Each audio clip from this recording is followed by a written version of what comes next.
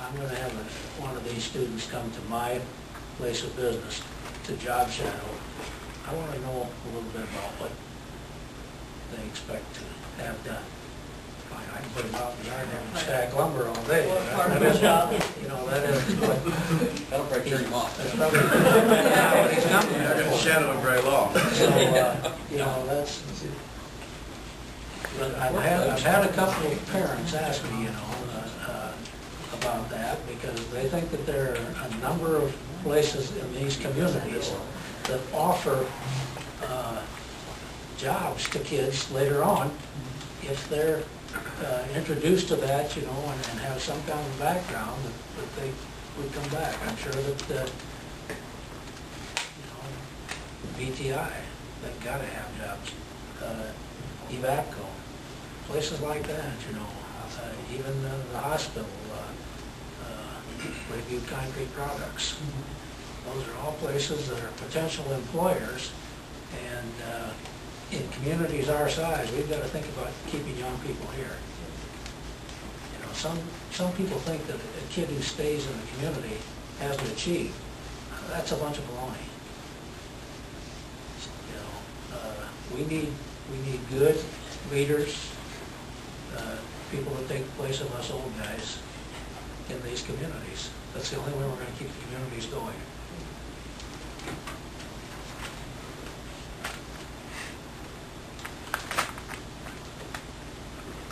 Any questions?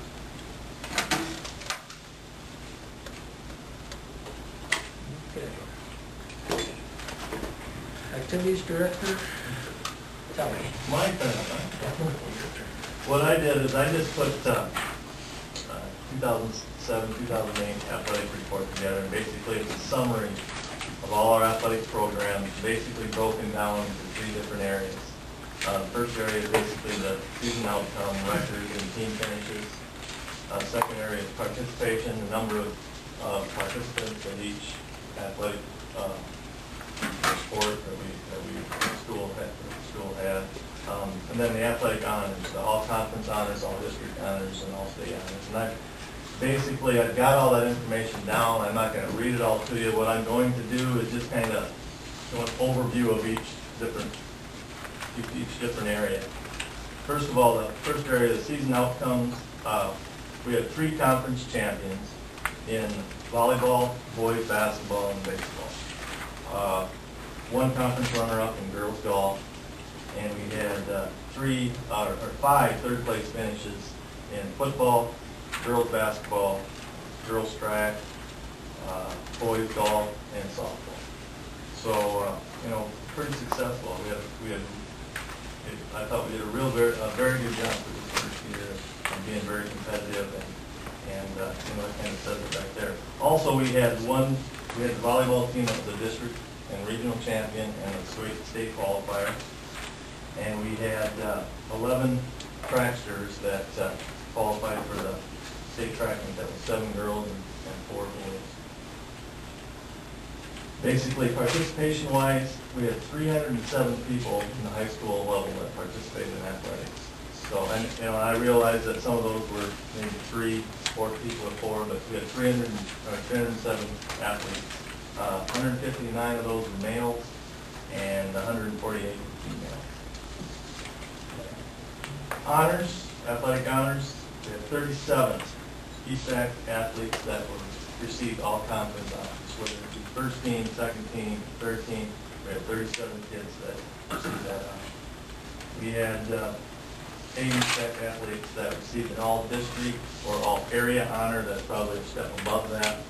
And we had 6 that received all state honors. So we had some excellent athletes in our schools throughout the last year. Middle school, basically, you know, I just broke that down into the records. We don't have any conference play. That's all listed there of how well they did, and they were fairly successful also. Participation-wise, we had 215 athletes participate at the middle school level. That's just 7th and 8th. 89 7th graders, and 43 of those were boys, and 46 were girls. And at the 8th grade level, we had 126 athletes, and 64 of those were boys and 2-0. So that's pretty much the breakdown and a quick summary of all this, but I just think it's important for, our board to, and see what kind of transpired throughout the year, and I think everything's there. I tried to list everybody that did receive honors, so it's all there for, for our board to take a look at, and I think it's some good information for you guys to have.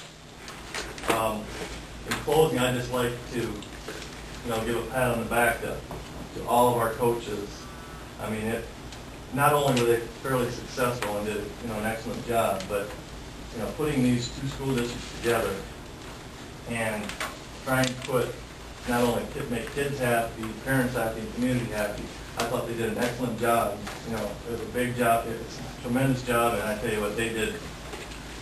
It wasn't smooth sailing, but it did. It really was, I thought it went really very well. And I hear a lot of good compliments, not only from both communities, but from surrounding schools on how well we did athletically and academically.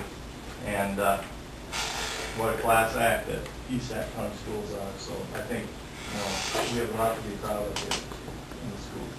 So. Thank you.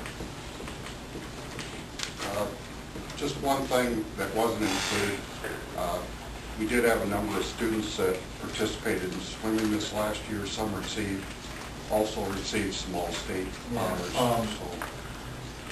I didn't do the swimming, and I used what we had as a sanctioned sport. I should probably included drill team, but that's not a sanctioned sport. Cheerleading is a sanctioned sport, and I didn't have the swimming information because I don't have the report, because that goes to Carol. And that's another reason why I didn't have it. But we did have some kids that were in the swimming program, and I don't have the reports to that because that goes to the coaches and the athletic director out Carol. So I apologize for that.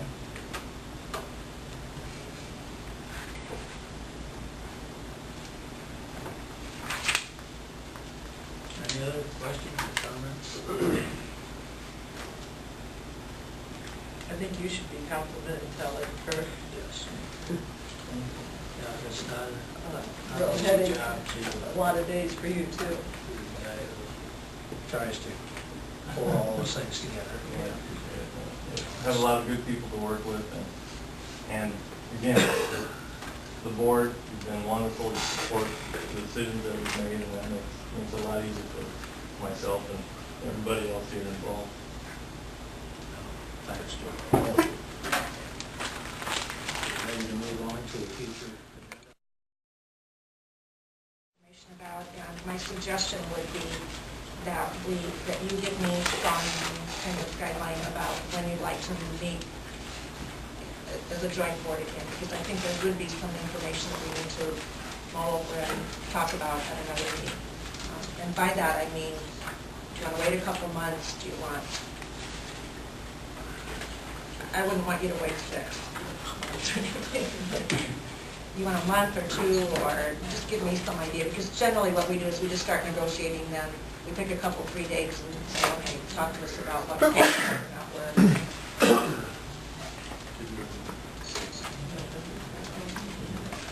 One of the things we talked about at our ad hoc meeting was to have our joint citizens advisory committees meet, and part of the agenda for that first fall meeting be in relation to some input from them related to what's this year been like.